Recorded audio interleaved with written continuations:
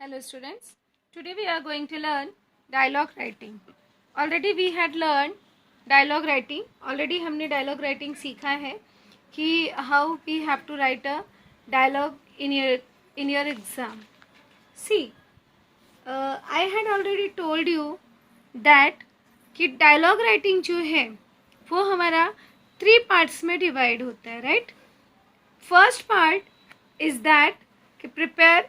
It means the question is given to you in 3 parts as like this. This is your first part, that is your second part, and that is your third part.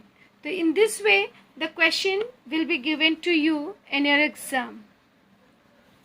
See, first part, it means where you have to sentences given in a jumbled order. Sentence जो है वो आपको jumbled order में दिया होता है and you have to prepare it in a, उसे जो है आपको सही करेक्ट ऑर्डर में लगाना होता है, right?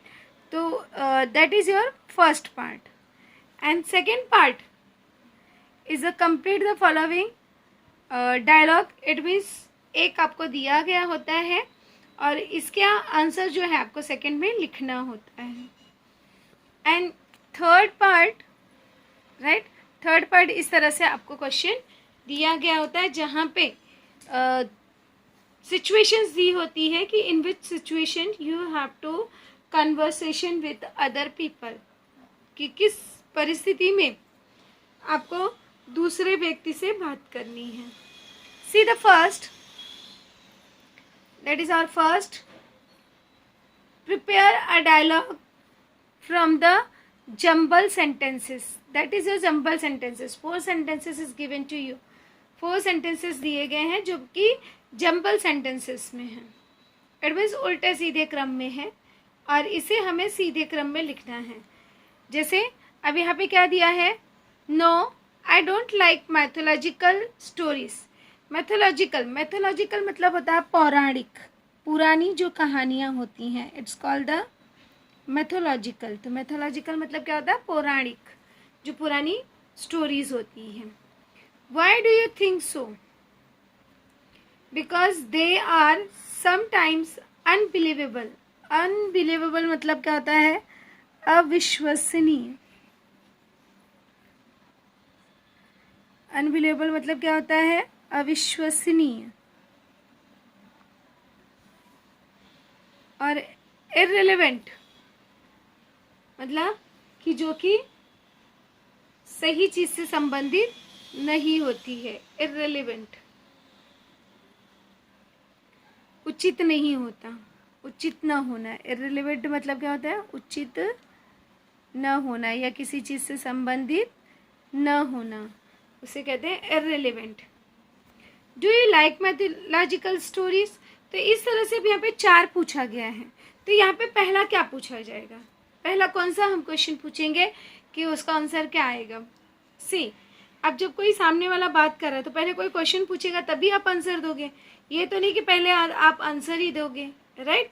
The first the question will ask do you like mythological stories, right? अब यहाँ पे क्या आ जाएगा? पहले do you like mythological stories. जब आप आंसर लिखने जाओगे ऐसे ए बी फॉर्म में दिया रहेगा या 1 2 3 करके दिया रहेगा, तो see how we write the answer. तो जब हम आंसर लिखेंगे तो first you have to write heading dialogue writing. ऐसे आपको हेडिंग लिखना रहेगा. जब भी आप इसके डायलॉग राइटिंग्स के क्वेश्चन सॉल्व करते हो you have to mind that. ये चीज़ें ध्यान में रखनी है. इस तरह से डायलॉग राइटिंग. उसके बाद फर्स्ट पार्ट. ओके, ये हमारा फर्स्ट पार्ट है. फर्स्ट पार्ट में अब ये फिर से लिखने की ज़रूरत नहीं है कि prepare a dialogue from the jumbled sentence. No, you have to write the answer only. It means B वाला पहले आएगा. तो बी ने पहले बोला do you like mythological, do you like mythological stories? Do you like mythological stories, अभी ये question हो गया, right. Do you like mythological stories. अब इसका आंसर क्या मिलेगा हमको इसमें से। अब किसी ने अगर पूछा कि do you like mythological stories, तो इसका आंसर हमको क्या मिलेगा, ये part, no I don't like mythological stories. तो हम यहाँ पे, इसने ए बोला है तो फिर से हम ए यहाँ पे लिख देंगे। ए ने क्या जवाब दिया, no I don't like mythological, I don't like mythological stories, right. अब हमने एक पार्ट दे दिया कि do you like mythological stories, तो यहाँ पे जवाब मिल गया no I don't like mythological stories. See, अब यहाँ पे क्या आएगा, इसके बाद क्या पूछा गया होगा, तो इसके बाद क्या पूछा होगा, जैसे वाई डू यू थिंक सो, क्यों तुम ऐसा सोचते हो, क्यों तुम्हें नहीं अच्छी लगती, तो why do you think so, फिर इसका आंसर हो गया because they are sometimes unbelievable. तो यहाँ पे रीज़न आपने बता दिया। तो यहाँ पे फिर से हम लिखेंगे कि बी ने फिर से यहाँ पर क्वेश्चन पूछा, बी ने, राइट, बी ने यहाँ पे फिर से क्वेश्चन पूछा, क्या पूछा, Y do you think so, Y do you think सो। अब यहाँ पे फिर से ए ने रिस्पॉन्स दिया, ए ने क्या रिस्पॉन्स दिया, जो ऑलरेडी वहाँ पे है, और उसी को हम क्या कर रहे हैं, अरेंज करके लिख रहे हैं, because they are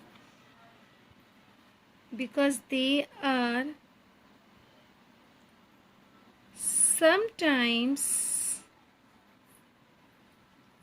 unbelievable,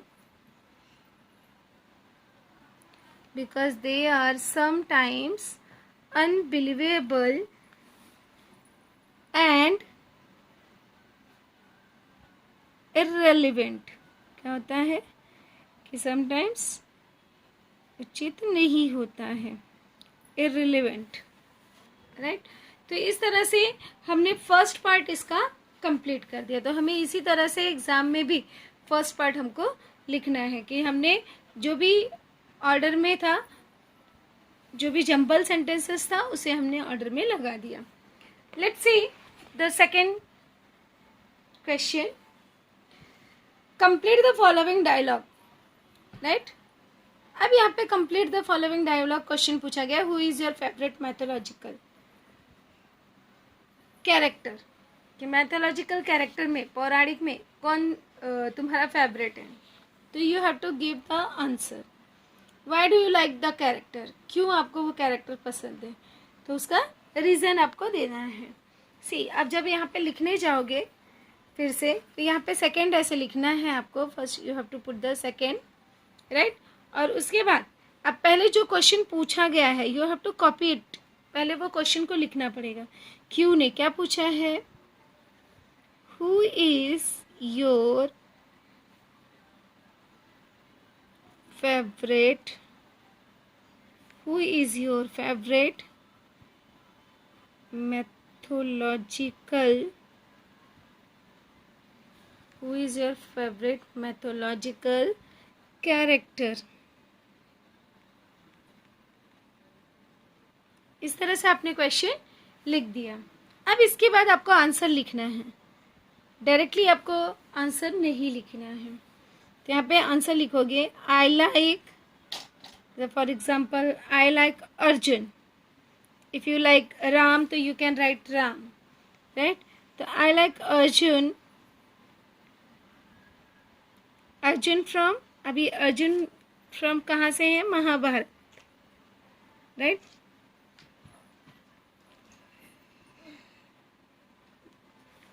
Mahabharat most. तो आप अपने मन से यहाँ पे कोई भी कैरेक्टर लिख सकते हो। उसके बाद क्या करना है आपको, इसको इस तरह से अंडरलाइन भी कर देना है। उसके बाद क्यू ने फिर क्वेश्चन पूछा, Y do you like the character, Y do you like the character, क्यों जो है वो कैरेक्टर पसंद है। तो अभी पी जो है फिर से आंसर देगा बिकॉज, अब जो भी रीज़न आपको लगता है, because he was a very brave, या because he was a great archer, right, you can write anything, because he was really a great archer, धनुर्धर। आर्चर मतलब क्या होता है? धनुर्धर। आर्चर एंड ब्रेव वॉरियर, योद्धा। वॉरियर मतलब क्या होता है? योद्धा। कि वो जो है एक ग्रेट आर्चर थे, इट मीन्स धनुर्धर थे, और एक ग्रेट ब्रेव वॉरियर थे। तो कोई भी रीज़न आप दे सकते हो, उसके बाद फिर से इसको इस तरह से अंडरलाइन कर देना है। तो इस तरह से हमने ए पार्ट का आंसर लिख दिया, बी पार्ट का आंसर लिख दिया। अब देखना है सी पार्ट, कि सी पार्ट में क्या पूछा गया। See, you want to thank your mother, आपको अपनी माँ को धन्यवाद बोलना है, फॉर वॉट एवर, जो भी वो करती है। She has been doing for you, जो भी आपके लिए वो करती है, तो आपको अपने माँ को थैंक्स बोलना है। Now develop a dialogue between you and your mother based on it. अब आपको क्या करना है कि इसके बेसिस पे आपको डायलॉग राइटिंग कंप्लीट करनी है। तो it means the situation is given to you. अब यहाँ पे सिचुएशन दे दिया गया कि कन्वर्सेशन किसके बीच में है? आपके और आपकी माँ के बीच में कन्वर्सेशन है। ओके, और टॉपिक क्या दिया गया है कि वहाँ पर आपको बता दिया गया है कि you want to express thanks. आप जो है माँ को धन्यवाद बोल रहे हो कि वो जो भी आपके लिए करती हैं। तो first of all you have to give the title name. अब देखेंगे कि कैसे आप इसे लिखना स्टार्ट करोगे। तो यहाँ पे पहले हम लिख देंगे थर्ड, राइट। अब यहाँ पे थर्ड लिखने के बाद first of all you have to give the title. तो आप अपनी माँ के प्रति फीलिंग्स बता रहे हो, तो यहाँ पे हेडिंग डाल दोगे डायलॉग अबाउट, जिसके बारे में भी डायलॉग होगा वही चीज़ें हम लिखेंगे। डायलॉग अबाउट, जैसे dialogue about tree plantation, dialogue about importance of exam, dialogue about whatever the topic is given to you. जो भी टॉपिक दिया गया होगा आप जो है उसके बेसिस लिखोगे। तो यहाँ पे लिख देना dialogue about your feelings for your mother. अब ये हमारा हो गया टाइटल, ये हमने क्या कर दिया? टाइटल दे दिया। तो इस तरह से हम टाइटल लिख देंगे। अब इसके बाद हमको जो है डायलॉग स्टार्ट करना है। तो यू है तो यू के लिए माई सेल्फ, और जहाँ पे मदर है तो वहाँ पे डायरेक्टली आप मदर लिख सकते हो। तो पहले हम हाय हेलो से ही स्टार्ट करेंगे। तो सबसे पहले by the way you have to imagine that कि आप जो है वहाँ पर अपनी मम्मी के पास पहुँचते हो, तो किस तरह से आप लिखोगे। See, first of all my self, पहले यहाँ पे लिख देंगे हम, क्या लिखेंगे? My self. कि आप पहुँचे तो वहाँ पे आपने कुछ बोला माई सेल्फ। अब क्या बोलोगे आप? Hi mom. आपने अपनी मम्मी को देखा और कहा hi mom, what are you doing. ये मम्मी घर पे है तो कुछ ना कुछ करती रहेंगी, तो you can ask hi mom what are you doing. अभी माँ का रिस्पॉन्स क्या होगा? मदर। अब उनका रिस्पॉन्स क्या होगा? हेलो। अभी अगर वो कुछ कर रही हैं, बताना है तो आप बता सकते हो I am doing my important work, I am cooking, right, I am preparing food. तो इस तरह से आप रिस्पॉन्स दे सकते हो। और या आप डायरेक्टली बोल सकते हो कि नथिंग स्पेशल, कुछ स्पेशल नहीं कर रहे हैं। तो you can response in this way. तो hello, nothing special my dear, ऐसे आप जवाब दे सकते हो। यहाँ पे क्या जवाब दे सकते हैं हम? नथिंग क्योंकि वो तो माँ का रोज का काम है, खाना बनाना, राइट, प्रिपेयर करना सब कुछ। तो बोल सकती हैं कि हेलो, नथिंग स्पेशल, कुछ स्पेशल नहीं है, राइट। फिर बाद में पूछ सकती हैं कि व्हाट हैपन विथ यू, तुम्हें क्या हुआ है, राइट। क्योंकि आप बहुत खुश दिखाई देते हो, तो घर में क्वेश्चंस पूछे ही जाते हैं, क्या हो गया, आज बहुत खुश हो, तो व्हाट हैपन विथ यू। अब क्वेश्चन पूछा तो तुरंत क्वेश्चन मार्क लगा देना है। फिर सिंपल सा एक सेंटेंस बताना है। टुडे, इट मीन्स आज, today you look very happy, right. ये मैंने क्वेश्चन पूछा कि क्या हो गया, आज तुम बहुत खुश दिख रहे हो। अब आपका रिस्पॉन्स क्या होगा? अगर आपकी माँ इस तरह से क्वेश्चन पूछती हैं तो आप क्या रिस्पॉन्स करोगे? तो यहाँ पे हम रिस्पॉन्स बोल सकते हैं कि खुश है तो हम बोल सकते हैं yes, yes mom, first letter should be capital, yes. अब यस बोले तो comma, right, yes mom, today I am very happy. यहाँ पे फुल स्टॉप, ये हमारा हो गया। यहाँ पे आप बोल सकते हो today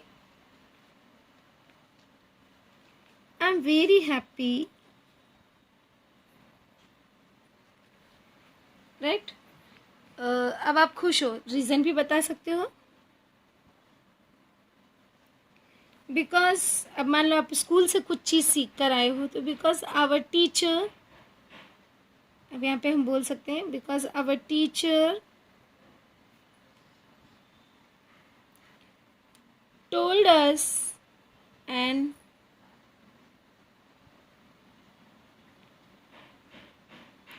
important thing today, important thing today, कि आज जो है हमारे टीचर ने बहुत ही इम्पॉर्टेंट चीज़ हमें बताई, right.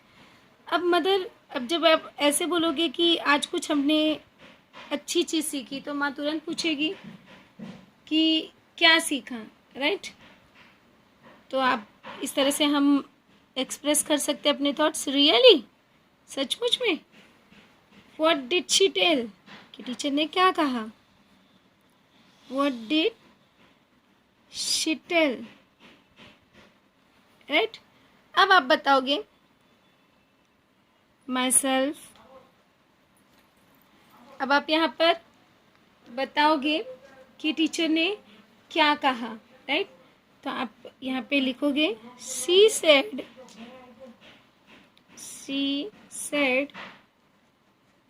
We should express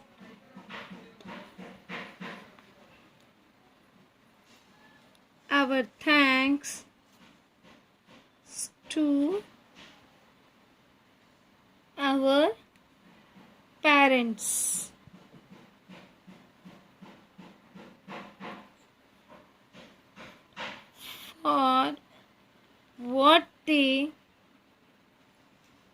for what they do for us, कि टीचर ने कहा कि पेरेंट्स हमारे लिए जो कुछ भी करते हैं तो उनको क्या करना चाहिए, थैंक्स करना चाहिए।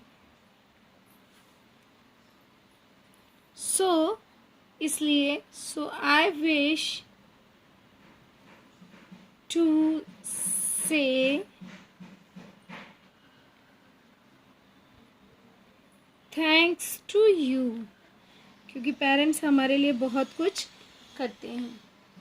अब यहाँ पे माँ जो है फिर से क्वेश्चन पूछती है, मदर, आप अपने मन से कोई भी क्वेश्चन फ्रेम कर सकते हो, बट फॉर ऑफ व्हाट, किस चीज़ के लिए, थैंक्स किस लिए, but for what.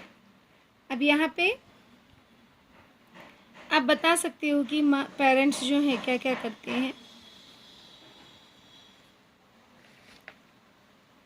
But for what. तो यहाँ पे आप इस तरह से लिखोगे माई सेल्फ, मॉम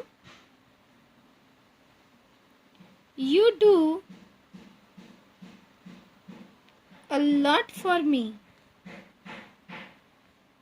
कि आप जो है मेरे लिए बहुत कुछ करती हैं। मी एंड फॉर फैमिली, और किसके लिए करती हैं? परिवार के लिए, right. And for family.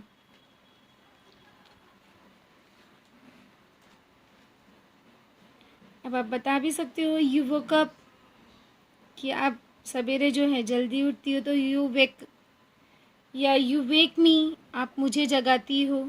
You wake me up in the morning.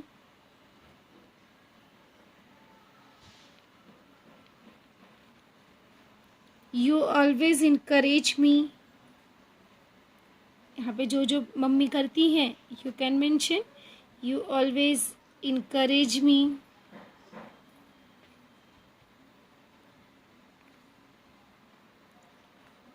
And support, और क्या करती हैं? Support me. और क्या करती है माँ? यू हेल्प करती हैं होमवर्क में, पढ़ाई में। You help me in my study, ऐसे भी लिख सकते हो, in my study, right. I am proud of you,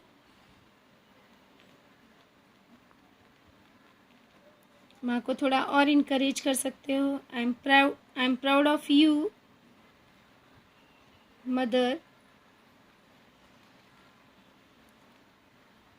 thanks for everything. यहाँ पे बता सकते हो कि जो कुछ भी आप करते हो सबके लिए थैंक्स।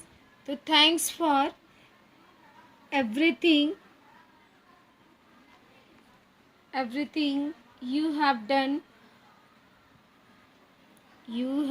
डन फॉर मी, कि आप मेरे लिए जो कुछ भी करती हो सबके लिए धन्यवाद। अब मदर का रिस्पॉन्स क्या होगा? राइट, अब मदर का भी तो कुछ रिस्पॉन्स होगा, तो मदर क्या बोलेंगी? Thank you my dear.